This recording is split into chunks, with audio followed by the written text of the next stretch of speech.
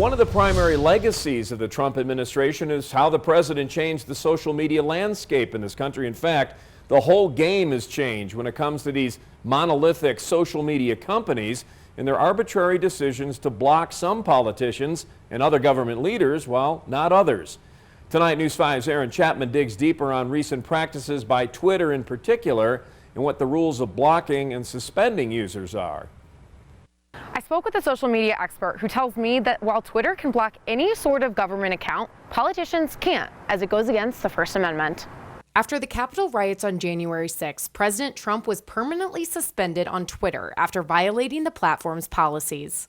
A social media platform can create policies about who is allowed on that platform, what kind of content is allowed on that platform.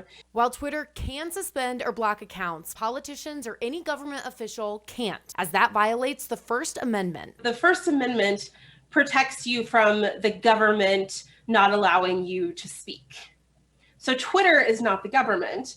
However, Donald Trump is the government. Now, this past Sunday, former state representative Bree Buenteo filed a lawsuit against state representative Lauren Boebert for blocking Buenteo on Twitter. And according to Casey Fiesler, an information scientist at CU Boulder, Boebert went against the First Amendment as she technically stopped Buenteo from talking to her.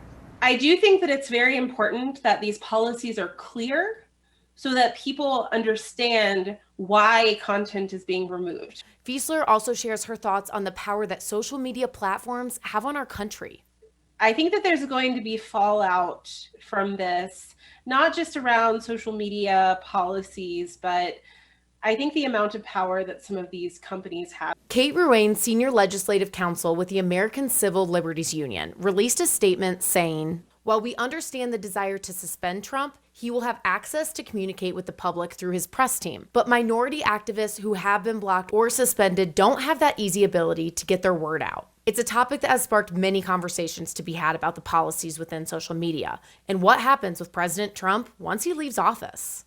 Now, I reached out to the ACLU to hear what they think about Trump being suspended on Twitter. Still waiting to hear back, but we'll keep you updated. Always watching out for you, Colorado Springs. Aaron Chapman, News 5.